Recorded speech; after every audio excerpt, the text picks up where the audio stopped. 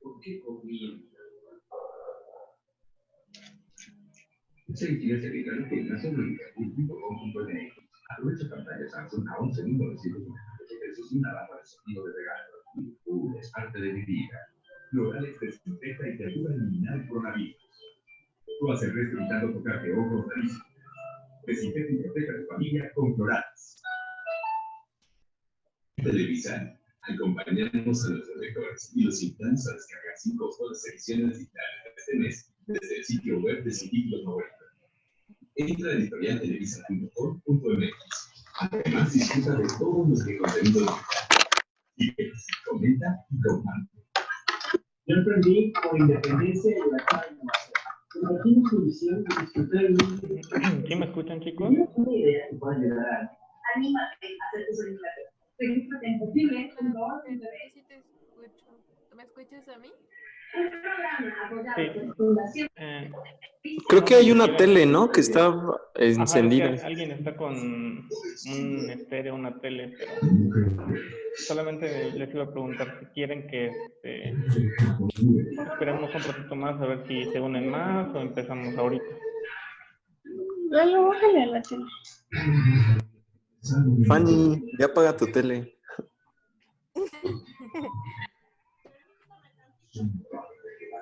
Esperen.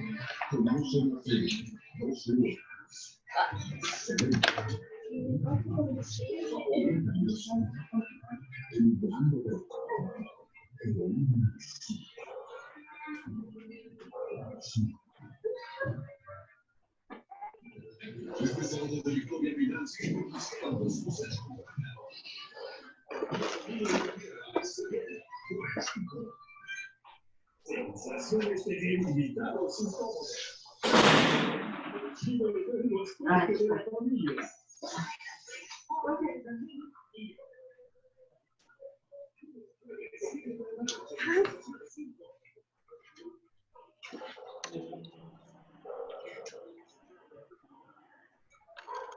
No sé, yo creo que nada más esperamos a que se una la doctora Lagunas y yo creo que ya. Vale. Ok.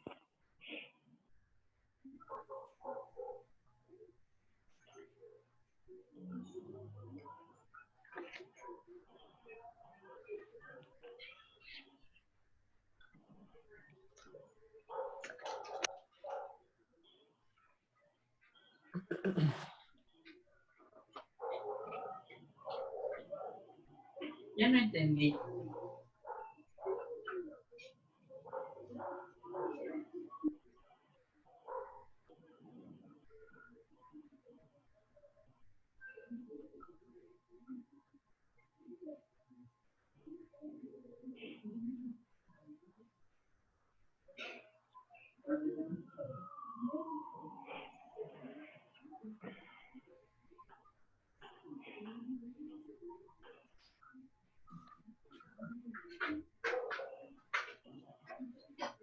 Hola niños, ¿me escuchan? Ah, Sí. Sí, doctora. ¿Cómo están? bien. Bien, doctora. Bien.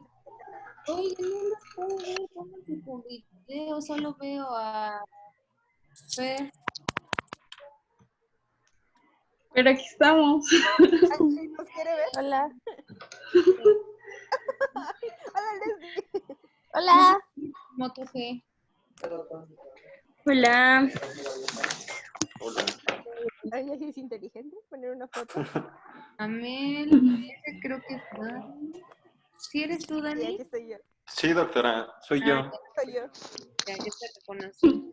Ya aquí estoy con mis papitas. Ah, muy bien. ¿No pusiste clase en atención a la clase de obesidad? Sí, por eso compré unas chiquitas. No, Bueno, ya, ¿y ya voy a te salir de mi viaje? video porque creo que me da pena. Yo ya lo sé. Ah, ya vi aquí a Caro. Moto G es Dani. Dani, ¿verdad? Ajá. Ah, bueno. Sí. Ya estamos, ya también está Erandi, tampoco la puedo ver. A Caro se me hace rara verla de cabello suelto porque siempre lo traía amarrado en el Cabello hospital. suelto. Sí. También ya está Diana. Tienes el cabello chino, ya vi.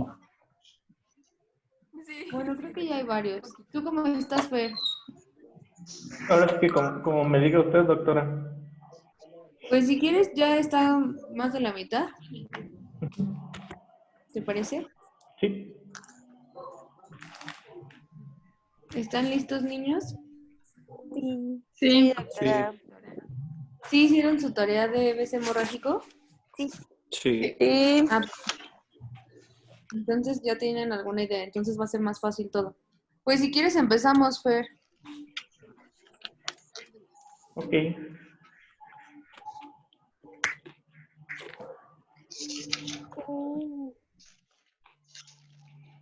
Bueno, chicos, continuando con la mini clase que les di la vez pasada de evento vascular cerebral, que vimos rapidísimo la parte de EBC isquémico.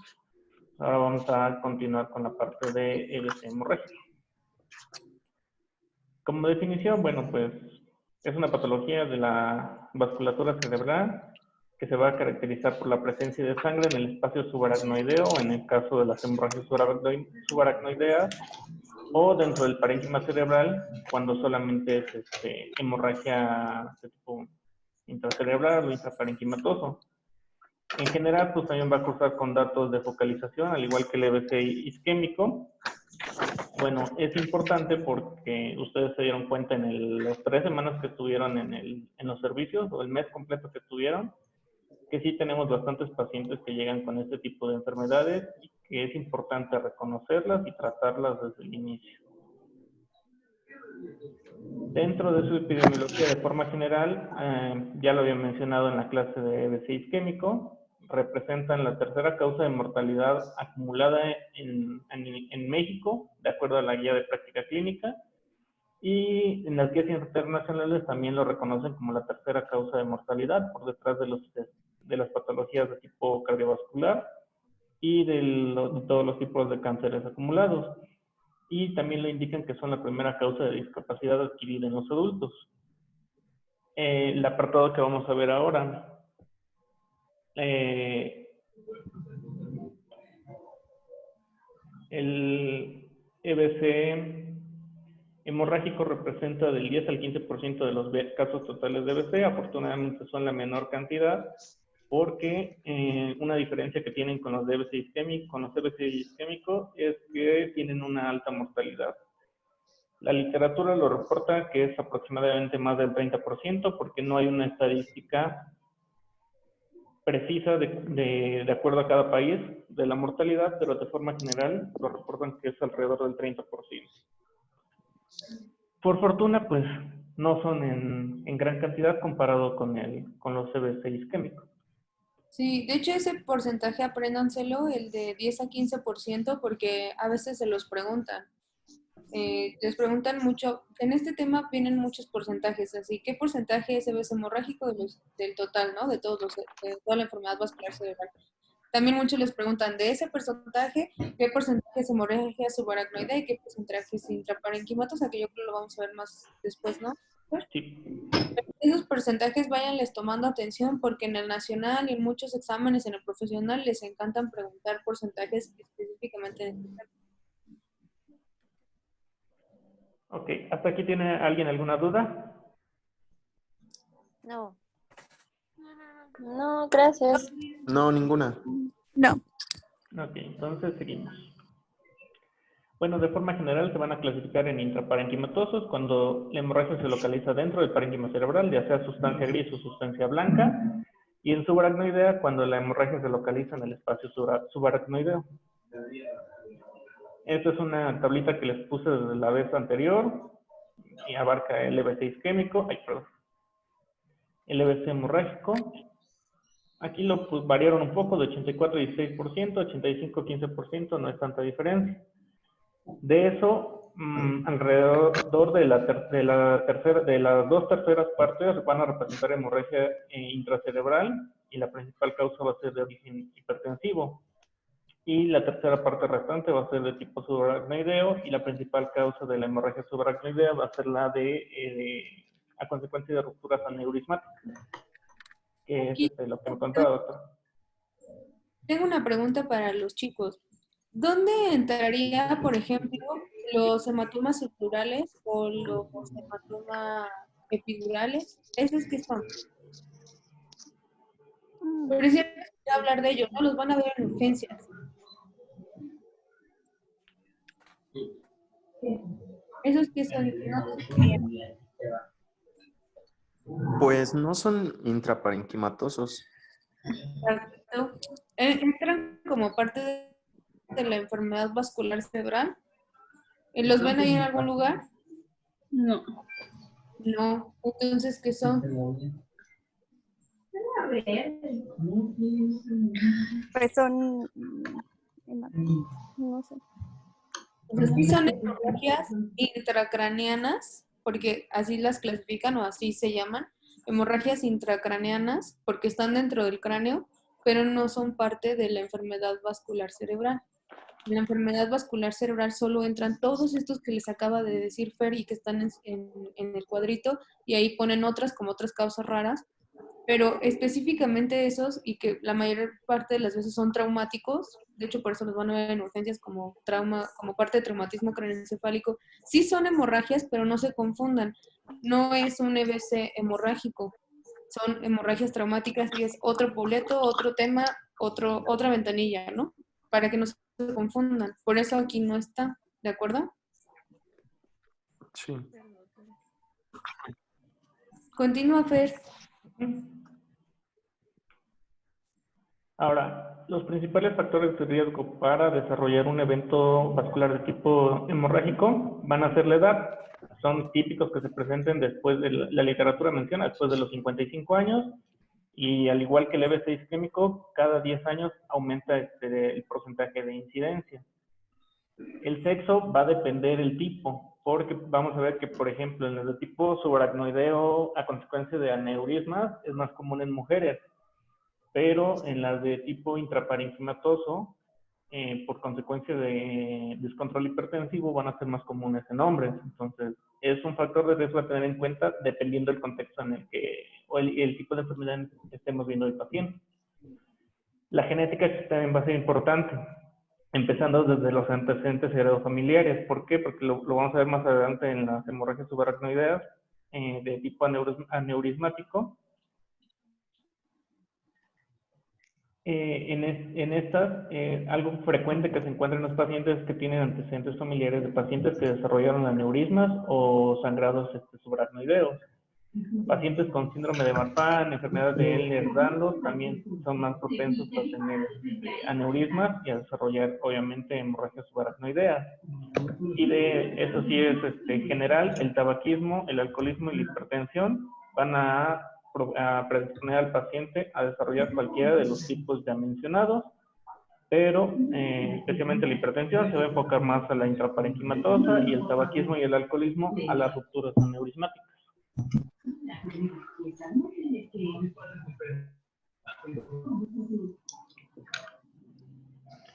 Ahora veamos de forma general las hemorragias subaracnoideas.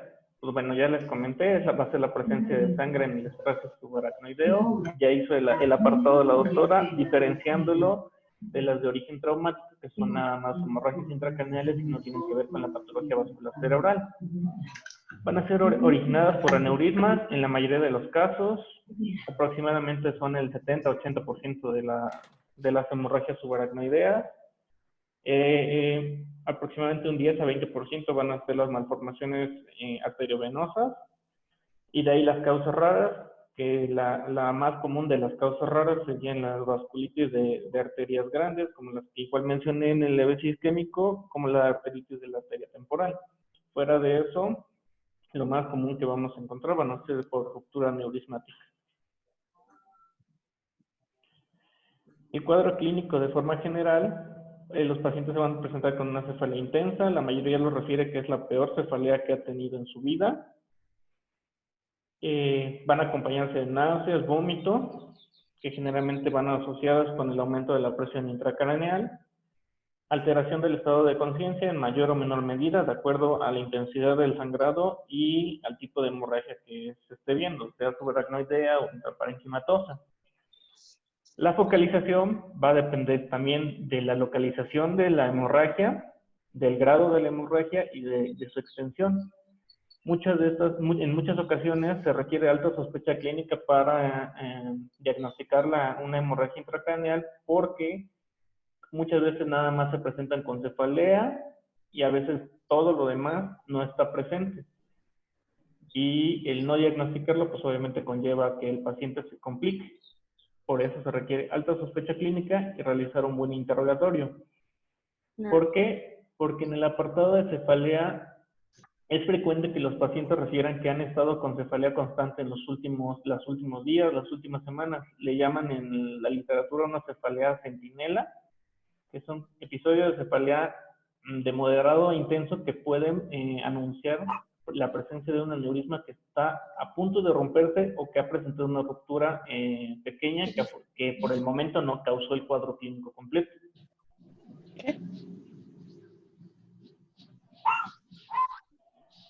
Sí, de hecho, eso que les diste, Fer, es muy cierto.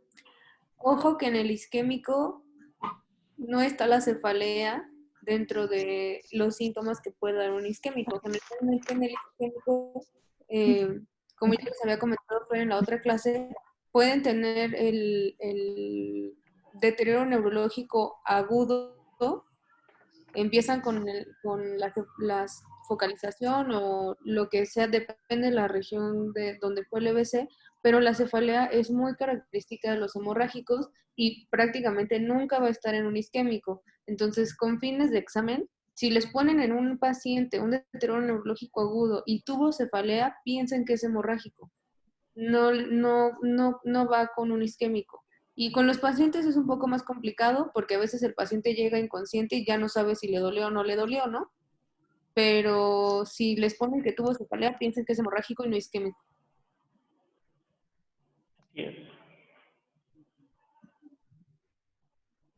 Bien, ya enfocándonos bien a la parte de los aneurismas, son formaciones saculares. Aquí voy a hacer mención. Existen dos tipos de aneurisma a nivel de la circulación cerebral. Los saculares y los fusiformes. Nada más les voy a mencionar los saculares porque los fusiformes son muy raros.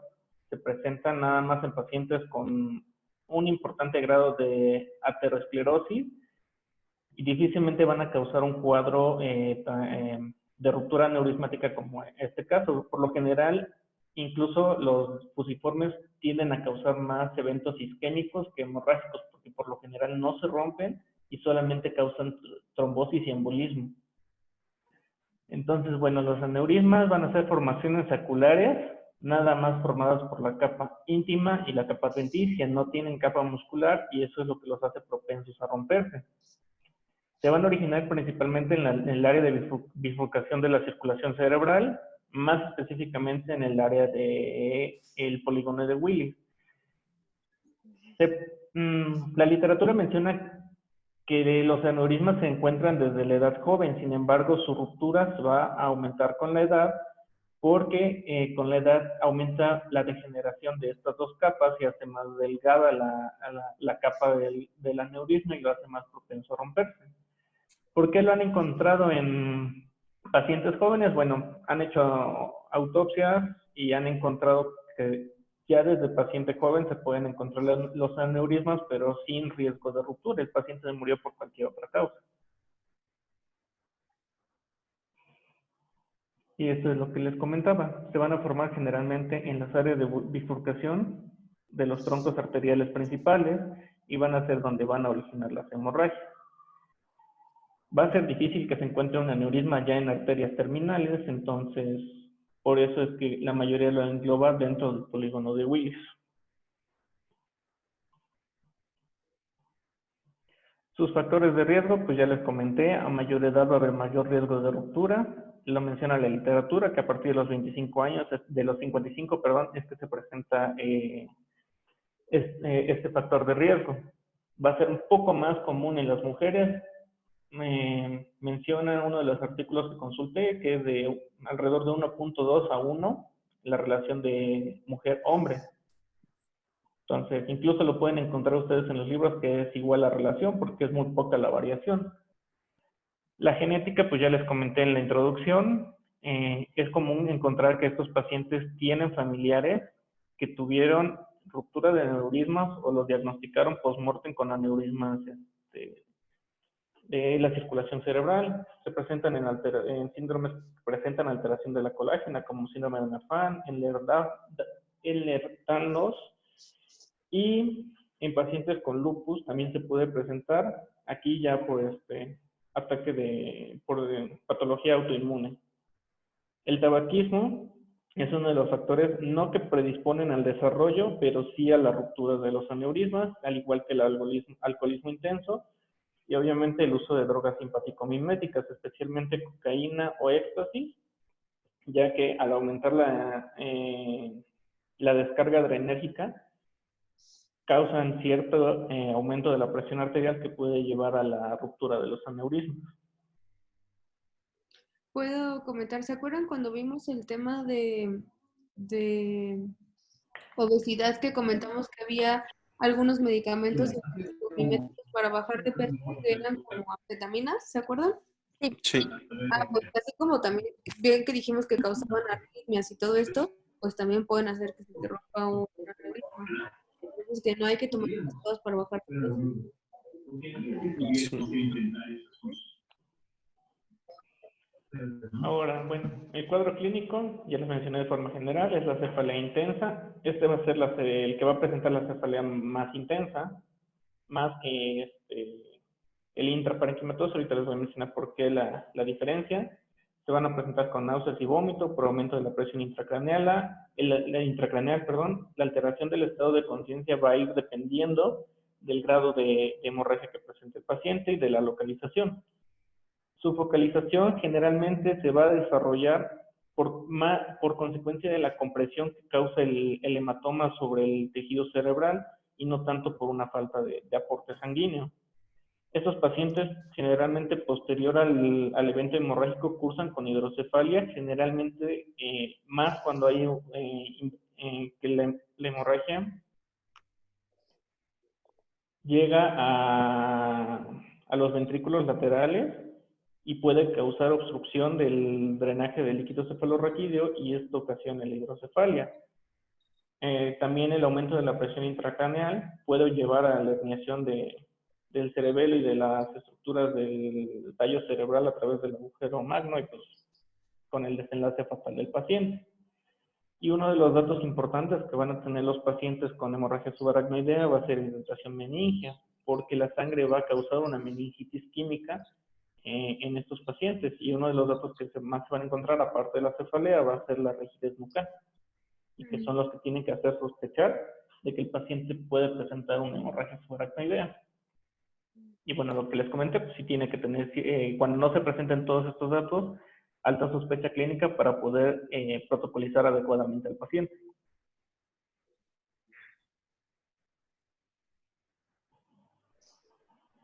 El diagnóstico, de forma inicial, siempre va a ser con una tomografía de cráneo simple.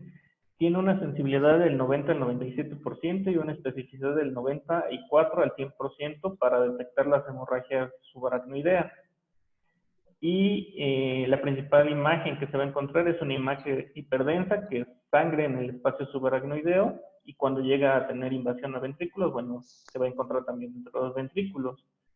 Hay ocasiones en las que la tomografía de cráneo no es concluyente, puede ser porque la extensión de la hemorragia es muy pequeña, porque a lo mejor la localización no es la habitual que ya tienen identificado de las hemorragias, que son las que les mostré en las zonas donde más se hacen los aneurismas saculares. En esos casos se puede ocupar la punción lumbar para llegar al diagnóstico. Dentro de las características, aquí se me olvidó anotarles, pero va a ser una presión de salida de líquido cefalorraquídeo aumentada, porque obviamente hay aumento de la presión intracraneal. El líquido cefalorraquídeo se puede tornar xantocrómico, especialmente cuando lleva más de 12 horas de evolución el cuadro y ya empieza a haber ruptura y degradación de hemátides con el inicio de la producción de bilirrubinas. El conteo de eritrocitos se va a encontrar constantes en las distintas muestras. Uno de los artículos que consulté recomendaba tomar 4 frasquitos de líquido cefalorraquídeo para hacer precisamente una comparación del conteo de Matías. ¿Por qué? Porque en ocasiones al momento de realizar la punción llegamos a lesionar algún vaso sanguíneo y en la primera muestra puede dar datos de hemorragia. Sin embargo, en las muestras consecutivas el número de eritrocitos va disminuyendo. Y en el caso de una hemorragia subaracnoidea, el conteo de Matías se mantiene constante. Sin embargo, ya no es tan frecuente utilizarlo y la mayoría de las guías siempre se refieren a la tomografía. Chicos, una pregunta. ¿Hay manera de diferenciar sin tomografía entre un AVC isquémico y un AVC hemorrágico?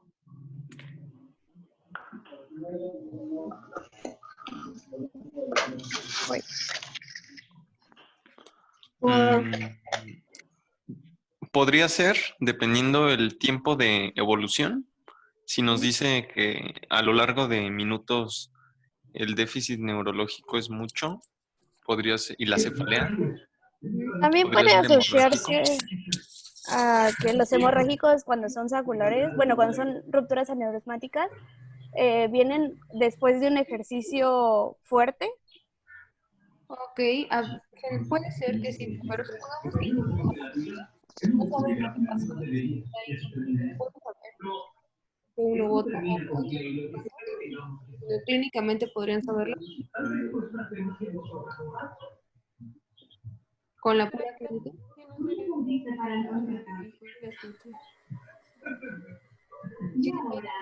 No se escucha muy bien. Creo que hay una tele. Sí, pero apaguen sus aparatos para que nos escuchemos. Entonces, clínicamente podemos diferenciarlos. Sí. También por los datos de irritación meningia. Ok, ese sí es importante porque un AVC isquémico no tiene datos de irritación meningia.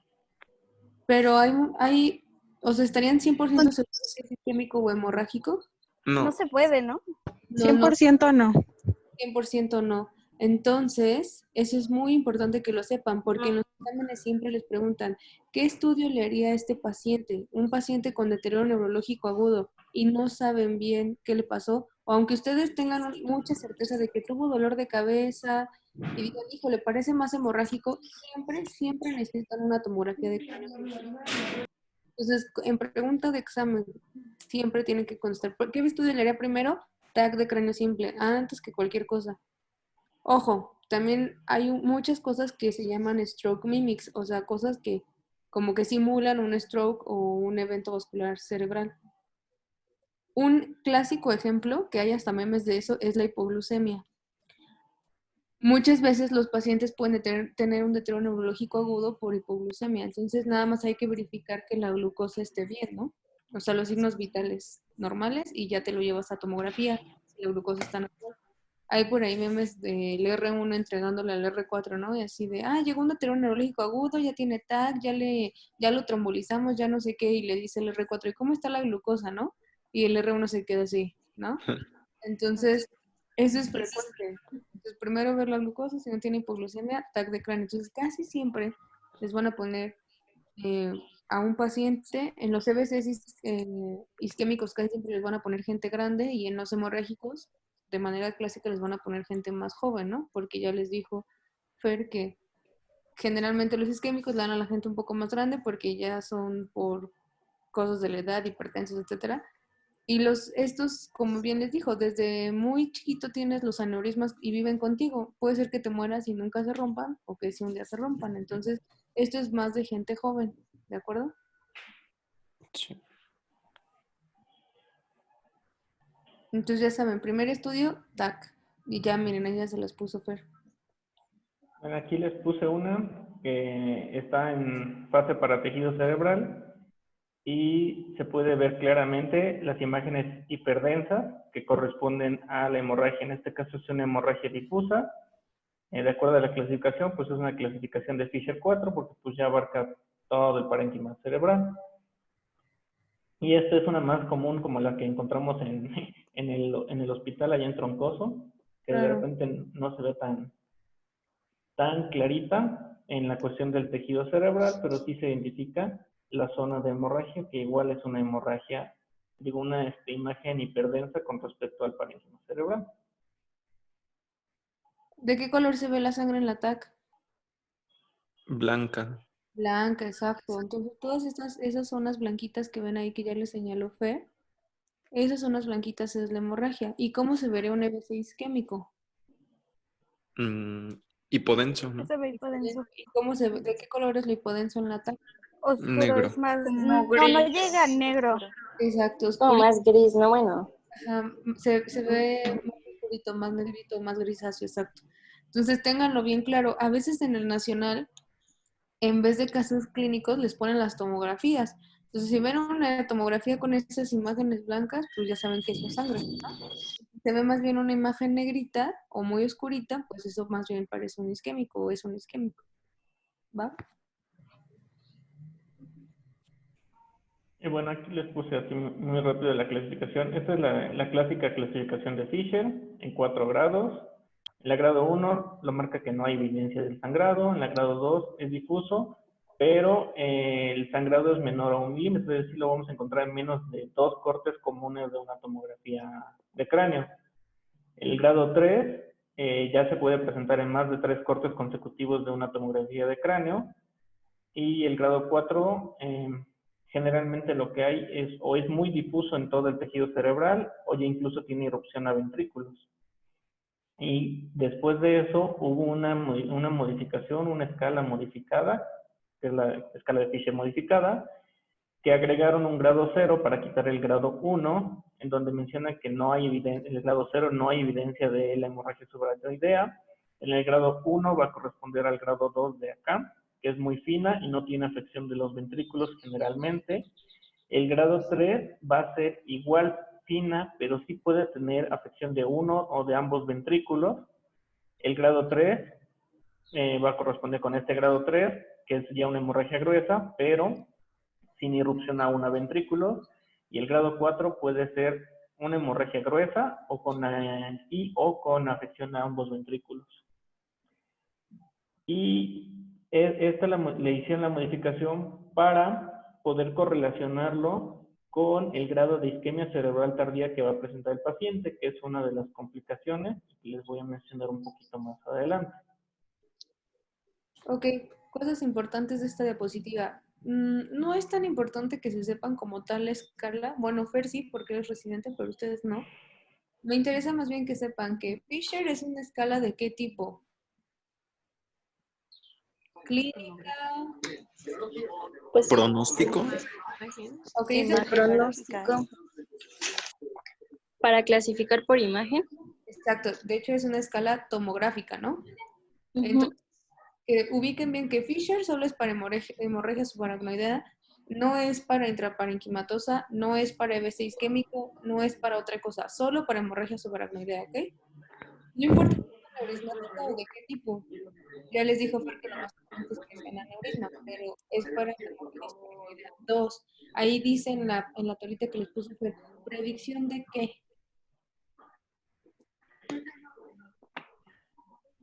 ¿Ya vieron en el título de la tabla? Dice modificada para la predicción de...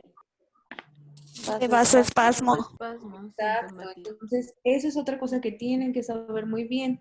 La escala de Fisher es para predecir el vasoespasmo. Ojo, no predice mortalidad, no predice días de estancia hospitalaria, no predice nada de eso más que vasoespasmo. ¿De acuerdo? Entonces, es una escala tomográfica para hemorragia subaracnoidea que predice vasoespasmo. Eso es lo que se tienen que saber. Y bueno, como ya les dijo Fer, y bien claro en las imágenes, la grado 1 tiene no mucha sangre y la grado 4 está toda llena de sangre, ¿no? Entonces, insisto, no me interesa tanto que se aprendan como los grados, sino más que sepan que para qué es y cómo se utiliza. ¿De acuerdo? Ahora sí que un consejo que les doy es apréndanse el grado 1, que es nada, y el grado 4, que es, como dijo la doctora, el que tiene todo, porque esos son los que más frecuentes les pueden preguntar, el 1 y el 4. Exacto. Ahora, el tratamiento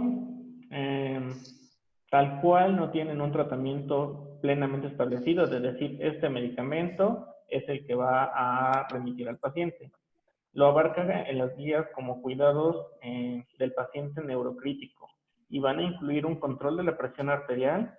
Lo mencionan teniendo una presión arterial sistólica menos de 160 o una arterial media menor a 110. ¿Esto por qué? Porque es el primer paso para prevenir una de las complicaciones, que es el resangrado del aneurisma. Teniendo el control adecuado de la presión arterial, se puede prevenir el resangrado del aneurisma y obviamente prevenir las complicaciones al paciente.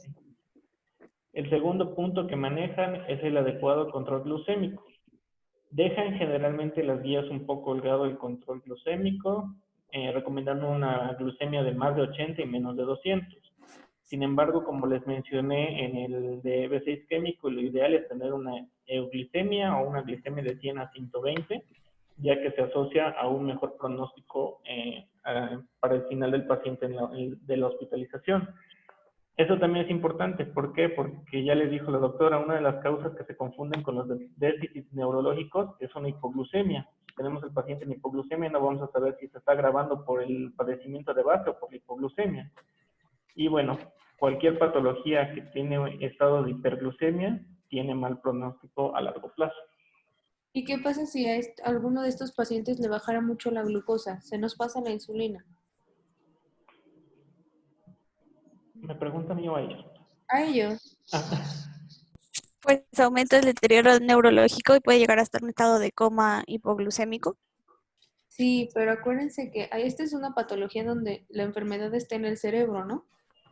Cuando tú tienes una patología en que la enfermedad está en el cerebro, cualquiera que sea, si tú las condiciones en las que el cerebro trabaja bien, esa enfermedad va a empeorar. Entonces, si el cerebro para funcionar necesita glucosa, le tienes que dar glucosa, la necesaria, porque si no le das suficiente glucosa, el daño neurológico aumenta. Y lo mismo es en el isquémico. De hecho, la guía de stroke, la última guía, sugiere que los tengamos entre 140 y 180, porque vieron que si los llevábamos al 80, estás muy cerca de la hipoglucemia y cada episodio de hipoglucemia empeora el pronóstico de estos pacientes. Entonces, es importante que por ningún motivo tengan hipoglucemia. Así los tengamos con solución glucosa de base, lo que quieran, pero no tengan hipoglucemia. Porque acuérdense que las demandas metabólicas del cerebro necesitan glucosa y si no les das glucosa, pues empeora. Lo mismo con el oxígeno y lo mismo la temperatura. Todo el tratamiento de un EBC isquémico o hemorrágico va, como bien se los dijo Fer, no hay como tal algún medicamento mágico que te quite la enfermedad vascular cerebral, pero casi todas las medidas de soporte son mantener bien la temperatura, mantener bien la glucosa, mantener bien la presión y mantener bien el oxígeno para que ese cerebro se recupere solito ahora sí, como mejor pueda, con los mejores sustratos que uno les puede dar. Entonces, básicamente sostén y algunos medicamentos que pudieron ayudar, que ya les dijo Fer en el isquémico, si estás en ventana de trombolisis, pues lo trombolizas y te esperas con estas medidas a ver si mejora o no mejora, ¿no? Sí, y en este caso, bueno, al igual que el isquémico, ya les mencioné que la temperatura lo recomienda por debajo de 37.7. Incluso en algunos lados pudieran sugerir la hipotermia como parte del tratamiento. Porque, ¿qué pasa si tienen fiebre?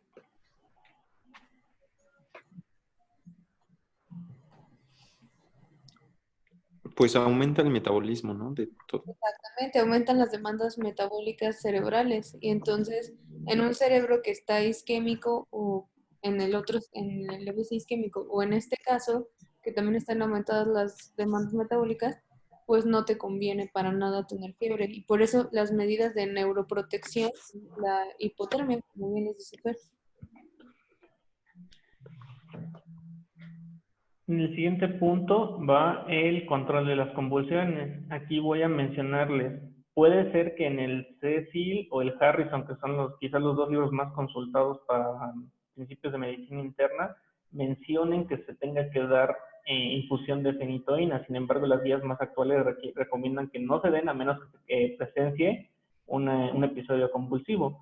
ya que los estudios más recientes han encontrado que se asocia peor pronóstico el uso preventivo especialmente de fenitoína, y que en todo caso, si se va a dar una profilaxis anticomicial, no exceda los 7 días de tratamiento para prevenir complicaciones futuras del paciente, y solamente se deje de base en caso de que el paciente presente episodios convulsivos.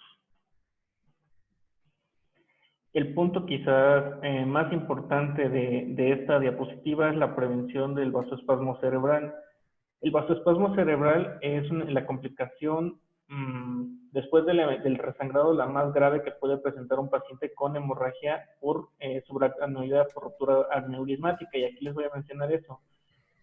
El vasoespasmo cerebral solamente se va a presentar en estos pacientes, en los que tienen ruptura aneurismática. En la intraparenquimatosa no se presenta, y en la de malformaciones arteriovenosas tampoco se presenta.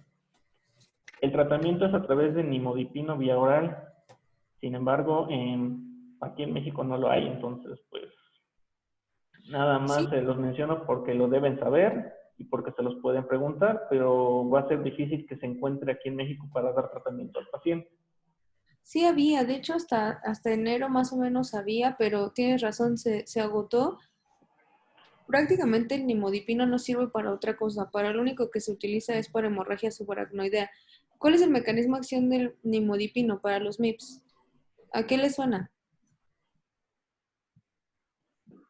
Pues suena como el amlodipino, o sea, un bloqueador de canales de calcio. Exactamente. Eso es justamente, es igual que el nifedipino, el amlodipino y todo eso. Estos medicamentos son antihipertensivos. El nimodipino como tal no tiene tanto efecto antihipertensivo, aunque sí tiene cierto efecto antihipertensivo como los otros, pero el nimodipino específicamente es para hemorragia subaracnoidea. Entonces no hay otra utilidad para lo que sirve el nimodipino. Y yo digo, aunque sí es frecuente que veamos hemorragias subaracnoideas por aneurismas, pues no es como que la enfermedad más frecuente del mundo. Entonces, lo que hizo el laboratorio es que como que va a volverlo a fabricar de manera diferente, pero entonces lo dejó de fabricar todo este año. Según nos dijeron ellos, a partir del próximo año van a volverlo a fabricar.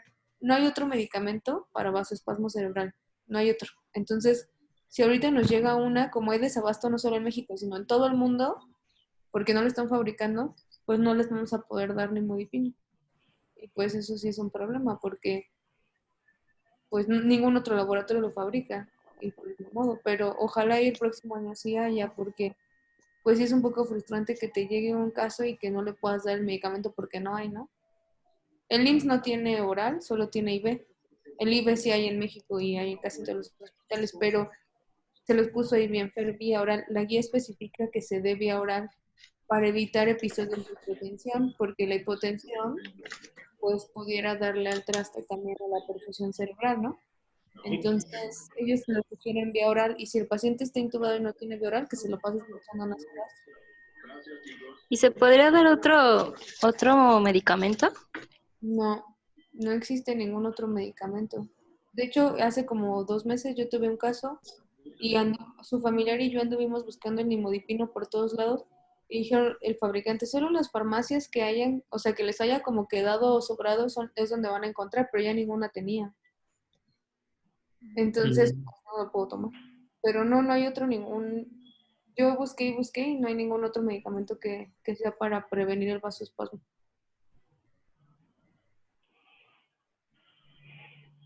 Y la importancia que tiene la prevención del vasoespasmo es que el paciente puede con el vasoespasmo desarrollar un EBC isquémico, imagínense, agregado todavía a la hemorragia subaracnoidea.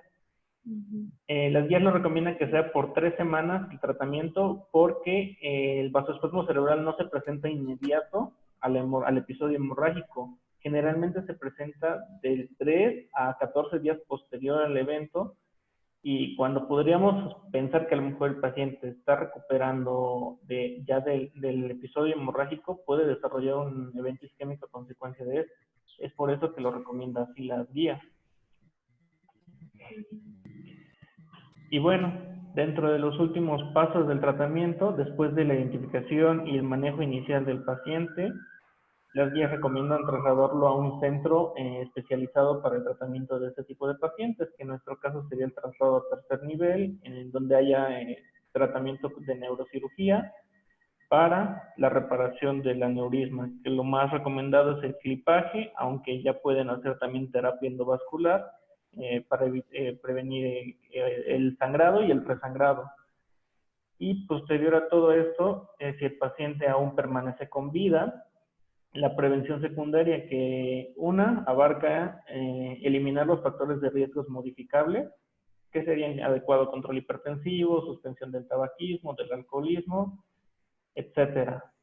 Y en caso de que por imagen se detecten que el paciente tiene más aneurismas que tienen el mismo riesgo de sangrado, igual hacer el clipaje o la endoprótesis de estos aneurismas para prevenir que sangren posteriormente y agraven al paciente.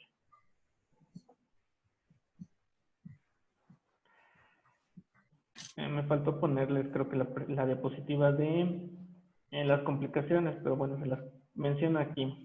La primera, ya les mencioné acá, el resangrado es la primera complicación que se puede presentar en estos pacientes. La segunda son la aparición de crisis convulsivas y la tercera, de forma general, es la aparición de vasoespasmo cerebral con la posibilidad de desarrollar un evento vascular isquémico. Esa es pregunta de examen. De hecho, aquí hay varias preguntas de examen. Las complicaciones, como se las dijo Fer, en los primeros días es resangrado, ¿no? O sea que ya por ahí el coagulito se vaya y vuelvas a sangrar. Entonces, como complicación temprana es sangrado. Otra pregunta de examen es el vasoespasmo. Eso siempre se los van a preguntar.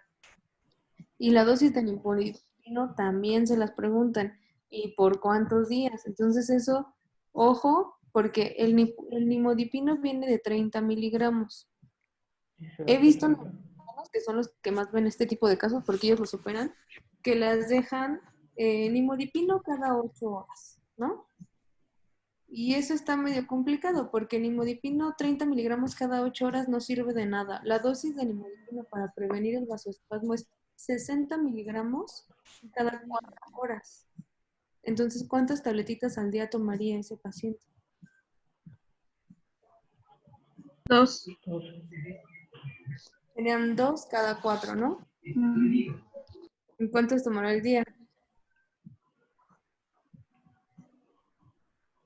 12. Tabletas al día. 12 tabletas al día. Entonces, si el neurocirujano le deja una cada 8 horas, no tomaría ni siquiera la mitad de previene el vasoespasmo. Ahora, ¿por cuántos días? Fer dijo que por 3 semanas serían entonces 21, 3. 21 días. 20 días, o sea, 3 semanas, ¿no? Después de esas 3 semanas ya lo suspendes y nunca más lo vuelves a tomar, a menos que vuelvas a tener una hemorragia subaracnoidea, que sería muy mala suerte, ¿no? Entonces, así es, 12 tabletas al día por 3 semanas. Y ojo, más o menos la cajita trae 30 tabletas. ¿Cuántos días les dura una cajita? Pues nada, menos de 3 días, ¿no? Bueno, 2 y cachito. Y un cachito. Y cada cajita vale como 700 pesos. No. Entonces, más o menos para que le hagan cuentas de cuánto te gastarías en el tratamiento de 20 días, si más o menos te estás gastando 700 pesos cada 6 días. Bueno, cuando los vendían, ¿verdad? Ahora ya te los ahorras porque ya ni siquiera lo venden, pero más o menos en eso andaba el Nimotop, se llama el nimodipino Nimotop. Entonces, eso sí es pregunta de examen, tanto la dosis como por cuántos días y también lo de las complicaciones. La primera, resangrado, y ¿qué significa? El vasoespasmo no lo esperas en los primeros 3, 4 días, sino generalmente es el 5, 7 y hasta el día 14 cuando lo puedes presentar. Entonces, desde que tú diagnosticas la hemorragia subaracnoidea, teóricamente desde ese momento debería empezar a tomar el nimodipino. Entre más temprano lo inicie, menos será el riesgo de vasoespasmo. ¿De acuerdo?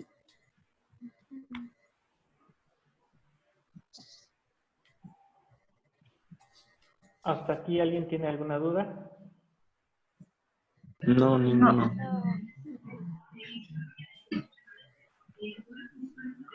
Bueno, de las malformaciones arteriovenosas, les hice nada más una diapositiva porque son muy raras, son muy infrecuentes.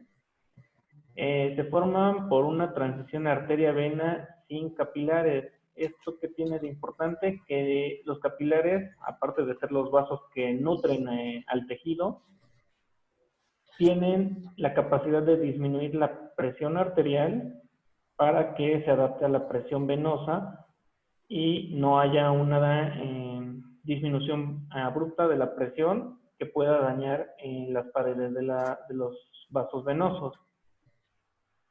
Esta es la malformación arteriosa más frecuente, digamos, las transiciones arteria-vena sin formación de capilares. Hay otras como son los hemangiomas, pero si estas son infrecuentes, los otros lo son más.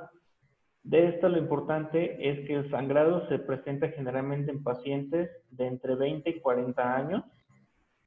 Tienen una menor mortalidad que los aneurismas porque se considerarían como si fueran sangrado de tipo venoso, porque el sangrado se da justamente en la transición de arteria a vena.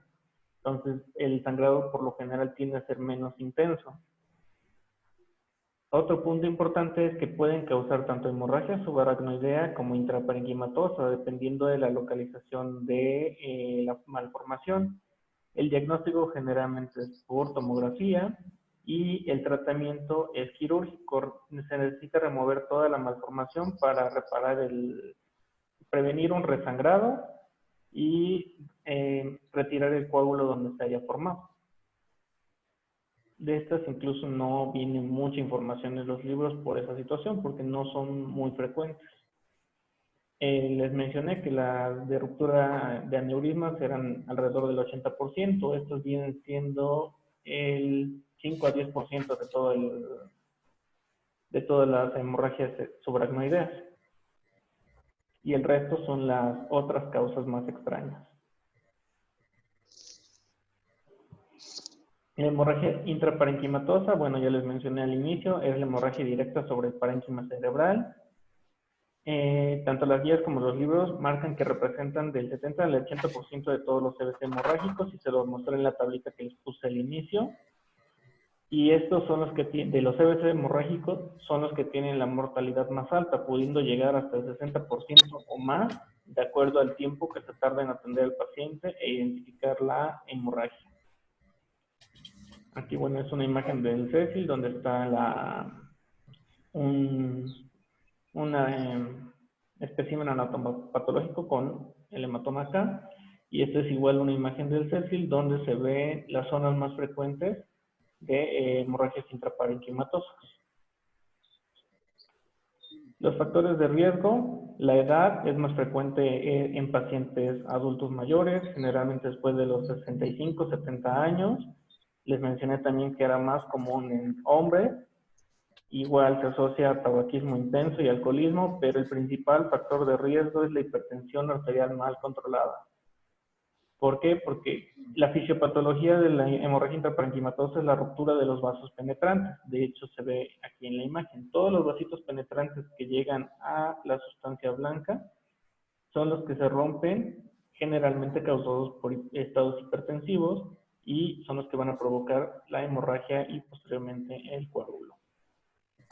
De hecho, ahí hay una pregunta que muchos les ponen en el nacional o en los exámenes, que es el sitio más frecuente de todos. Y ahí en la imagencita que les puso Fer viene la respuesta. ¿Cuál es?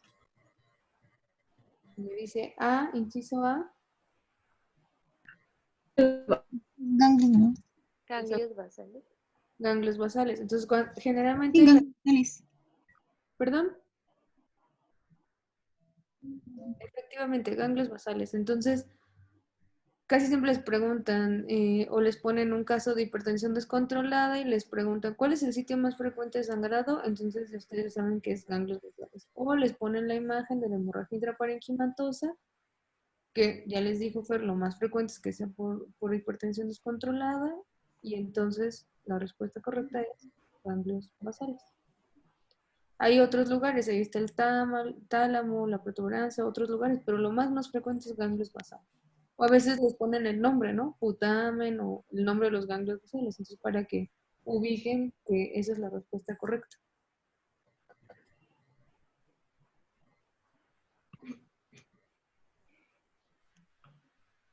Ahora, el cuadro clínico, lo principal va a ser cefalea. Hola a todos, buenas tardes. No sé si me escuchen.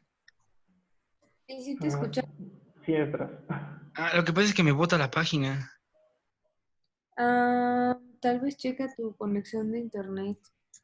Ok, gracias. Ok.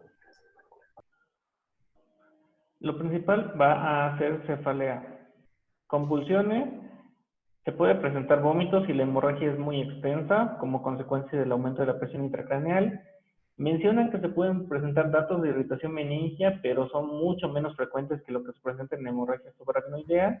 Y esto, obviamente, como ya lo mencionaron al inicio y se los preguntó la doctora, debe orientar hacia un EBC de tipo hemorrágico y no de tipo isquémico, porque esto no se presenta en el isquémico. Este sí va a tener segurito datos de focalización por el daño en la zona de parénquima cerebral.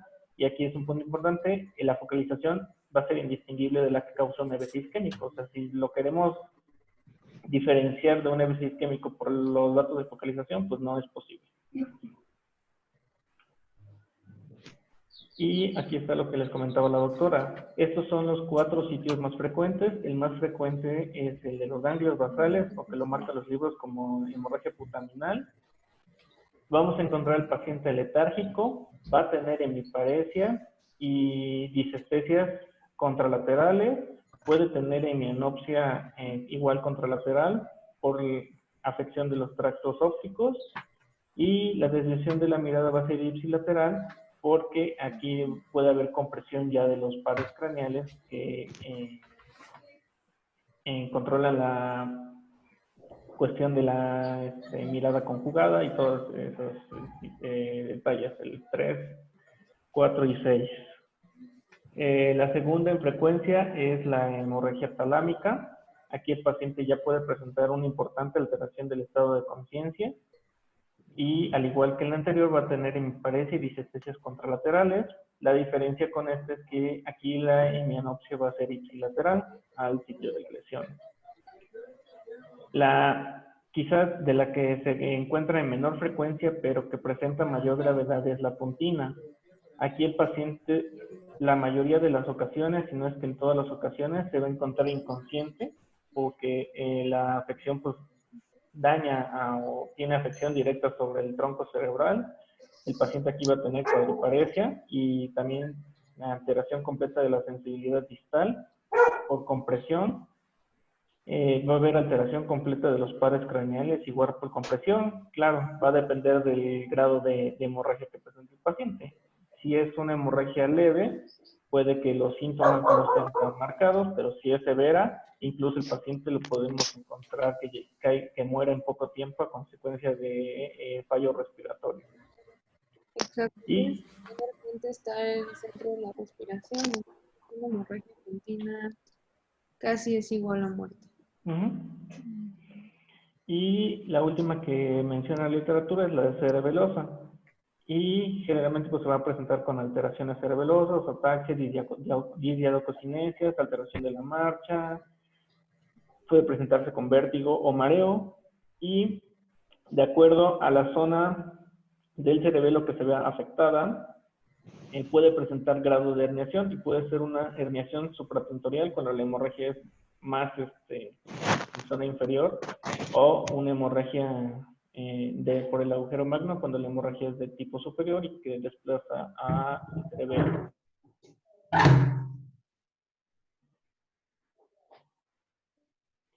El diagnóstico es así, no tiene otra, es a través de una tomografía de cráneo. Ya vimos en la hemorragia subaracnoidea que la sangre reciente se ve de color blanco. Este es un paciente que le tomaron TACs consecutivas, 2 horas después del inicio de los síntomas, y estas, el detalle que tienen es que son progresivas. El paciente continúa sangrando hasta que la presión intracraneal produce que se ocluya el vaso sanguíneo y pues hasta ese momento se detiene la hemorragia y puede ser tan severa como esta. Aquí no les tengo una imagen, pero les voy a hacer mención de cómo diferenciar un paciente con EBC hemorrágico primario y un paciente con EBC isquémico que hizo transformación a hemorrágico. Una de las características que tiene el paciente con EBC hemorrágico primario es que la sangre se ve la mayoría de las veces bien delimitada, tiene la tonalidad de blanca o hiperdensa en la tomografía, causa un desplazamiento de la línea media, es decir, tiene un efecto de masa, que en este caso es más obvio. Y un paciente con transformación hemorrágica, el sangrado va a ser difuso. Vamos a tener el área hipodensa del infarto y va a tener algunas trazas hemorrágicas, pero por lo general no va a tener un efecto de masa tan severo y no se va a ver correctamente representado el hemorragia. Se van a ver entremezclado las zonas isquémicas y las zonas hemorrágicas. Hay una preguntita. Cuando dices efecto de masa, ¿a qué te estás refiriendo? El efecto de masa es un efecto que se menciona dentro de la tomografía en el apartado de la tomografía cerebral, en donde se produce un desplazamiento de las estructuras cerebrales. Lo más fácil de identificar es el desplazamiento de la línea media. En una tomografía, pues siempre te va a ser fácil identificar la línea media porque se marca el tentorio. Cuando hay desplazamiento, las estructuras, generalmente los ventrículos y todos esos, los vas a encontrar desplazados hacia el lado contralateral de la lesión. Eso es lo que nombran como efecto de masa. Sí, de hecho la palabra masa se refiere a si tú tuvieras una masa o un tumor cerebral, justamente desplazas estructuras. Entonces, cuando una hemorragia hace efecto de masa, quiere decir que es de tal tamaño que la desplaza, como te explicó Fer. Por eso le pusieron que hace efecto de masa, como si fuera un tumor, haz de cuenta.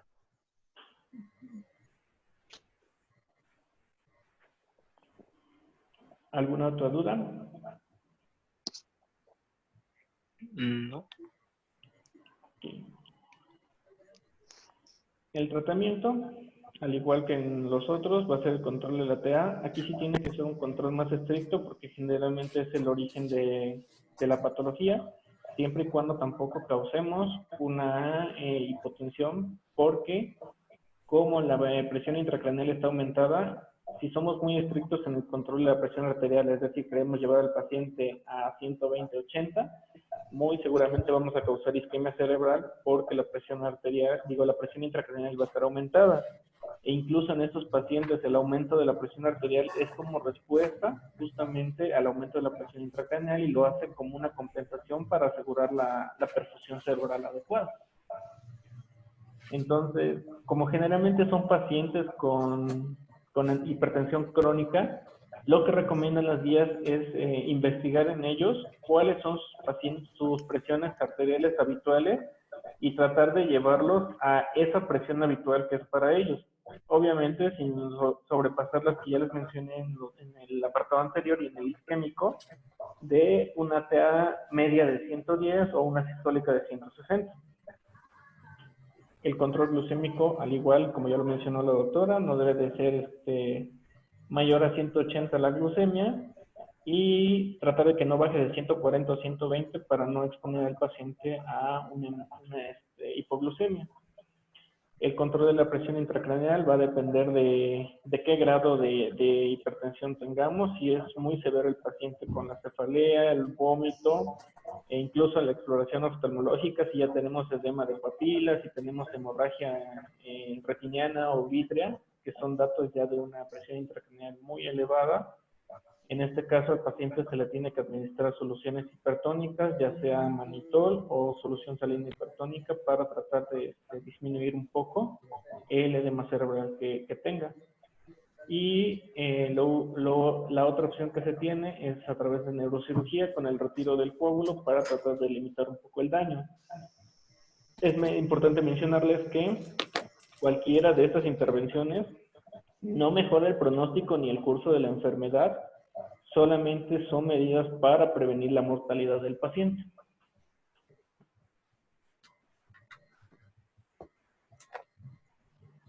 Y finalmente el pronóstico con estos pacientes, la mayoría tiene una mortalidad del 30 al 50% dentro de los primeros 30 días posteriores a la hemorragia.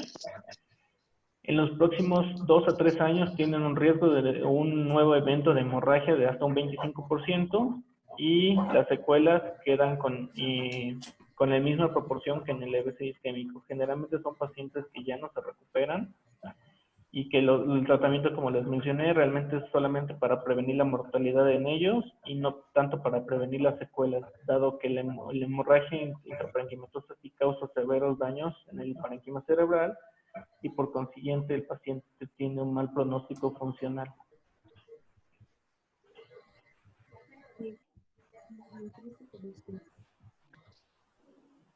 Y pues eso sería todo. Bien, Fer, muchísimas gracias. Algo importante, hay una escala que se llama Hunt-IGES, ¿la conocen? ¿Cuál? IGES. No. ¿No? ¿Nadie la conoce? Da una clasificación clínica, ¿no? Exactamente, eso es importante. ¿Y para qué sirve? De lo que vimos hoy, ¿para cuál de todos los que vimos hoy es? Para subaracnoidea. Exactamente, entonces hay dos clasificaciones importantes que tienen que conocer, igual no me importa que la aprendan como tal, porque igual si algún día tiene un paciente la pueden buscar, pero sí me interesa que sepan que existe y para qué se usa. Entonces, Fisher es ¿de qué tipo? Tomográfica. Ahora, ese es clínica. Con GES. Ajá. Y ahora, quedamos que Fisher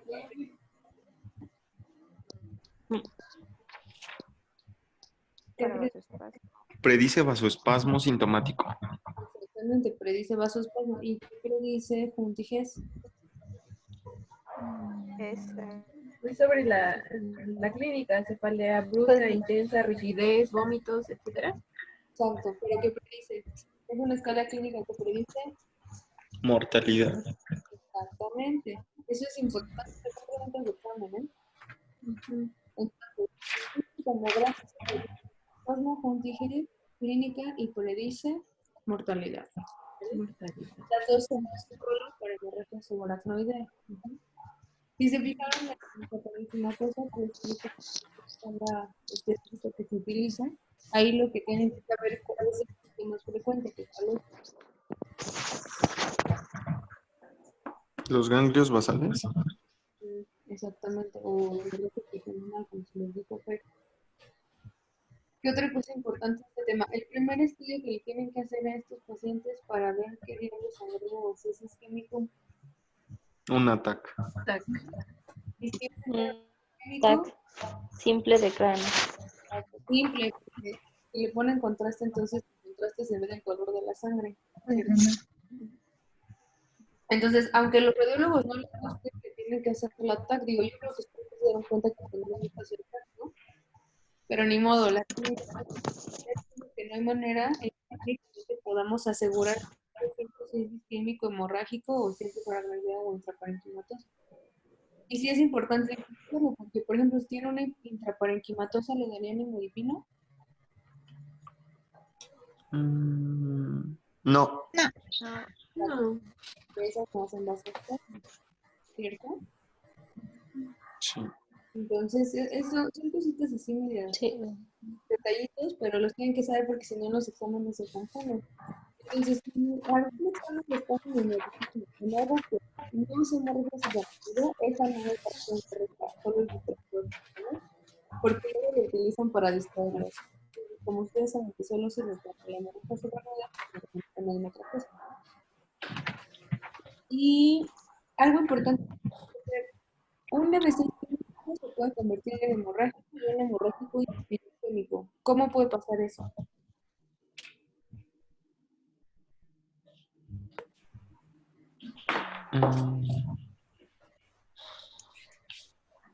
No se escucha. Pues en el caso del EBC isquémico, pues de alguna manera está obstruido, ¿no? Por un trombo o algo. Entonces se puede acumular sangre y reventar alguno de esos capilares más que están dentro más del tejido. Ok, todos los EBCs isquémicos pudieran sufrir una transformación hemorrágica por distintas causas. Generalmente, si ustedes recuerdan el tratamiento de un EBC isquémico, ¿qué les dan? Trombolítico, si llegó en ventana y el trombolítico te puede poner en riesgo de sangre, ¿no? Y la parte de otra cosa que les damos, que en las 24 o 48 horas que da. ¿Aspirina? Aspirina, exactamente. Entonces la aspirina también te pone en riesgo. Y si es un cardioembólico, generalmente esos pacientes se tienen que anticoagular, ¿cierto? Y si los anticoagulan, implica riesgo de sangrado. Entonces todos los EBC isquémicos se pueden convertir en hemorrágicos. ¿Y cómo se convertiría en isquémico? ¿Por el vasoespasmo? Exactamente. Si el vasoespasmo es muy intenso, puede ser que... Entonces, tengan en cuenta estos puntos. Preguntas, este tema de muchísimas letras de EBC, siempre les piden un isquémico hemorrágico o a veces es un tema que les gusta mucho preguntar. Generalmente cuando les preguntan el isquémico, les digo, les ponen a una persona ya grande, de hombre, les ponen, ya saben, diabético, hipertenso, que fuma, shalala, y les ponen, pues, el deterioro neurológico agudo. Casi siempre les ponen síndrome de la arteria cerebral media, es como el que más nos ponen, el que más les preguntan, el que más vemos. Entonces, eso sí aprendan, sépanse todos, pero es... Y pues ya saben, el tratamiento, las medidas que ya les dije, etc.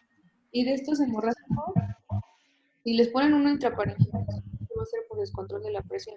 Y en el caso de sufragio, como hacen los frecuentes y que más les preguntan, generalmente el joven, como les creo que Caro fue la que le dijo que se está haciendo un ejercicio, no sé qué, y se rompe la neurona. Casi siempre les ponen la petarrea. El estudio que le tienen que pedir es la TAC. Y además de la TAC, les van a preguntar siempre el tratamiento. En este caso les preguntan mucho las complicaciones. La complicación en los primeros días o temprana, ¿cuál es? ¿El riesgo de resangrado? Resangrado. Previamente. Vasoespasmo cerebral. Exacto. Y a partir del día... empieza el riesgo a partir del día 3, pero más seguro es 5 o 7, ¿de acuerdo? ¿Y cómo prevendrían el vasoespasmo? Nimodipina. Con nimodipina. ¿Qué hace cuántos días? 21, 3 semanas. 21 días. 60 miligramos cada 4. Exacto, 60 miligramos. No me acuerdo qué más les preguntan de estos casos. Como ya les había dicho que los porcentajes se los aplican. Esos son los puntos más importantes. ¿Alguien que quieras agregar, Fer? No, doctora, ya porque ya fue todo. Sí, ¿qué otra cosa les preguntan? Las escalas. Tickets y Fisher. Esas también en el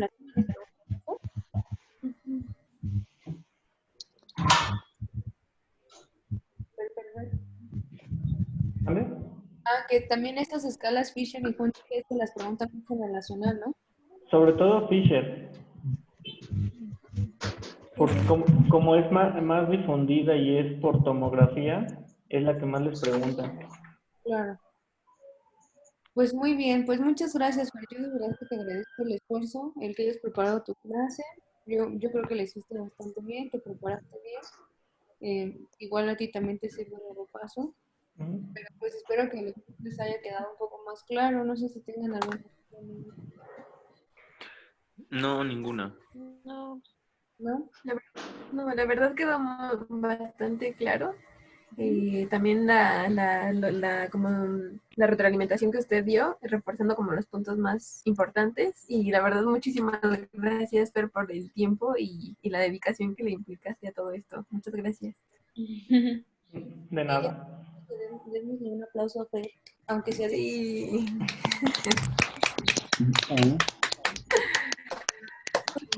Contacto, nos ponemos de acuerdo para ver qué otro día nos conectamos. Yo creo que ahora que regresen al hospital, y voy a poner hospital entre comillas, no van a estar con nosotros. No sé qué pretende hacer el doctor Pedrosa con ustedes. Lo que sí es que solo van a estar un poquito, no van a estar todo el día. Igual más tarde para hacernos un rato. Y pues repasar los otros temas que ya alcanzamos a ver y que sí es importante. Sí, doctora. Sí, doctora. Pues ya estaremos ahí en contacto para ver los temas que nos faltan, ¿vale? Sí, muchas gracias. Sí, está bien, muchas gracias. Bueno, pues ahí nos escuchamos en el chat. Me gusta en verlos aunque no pongan su video.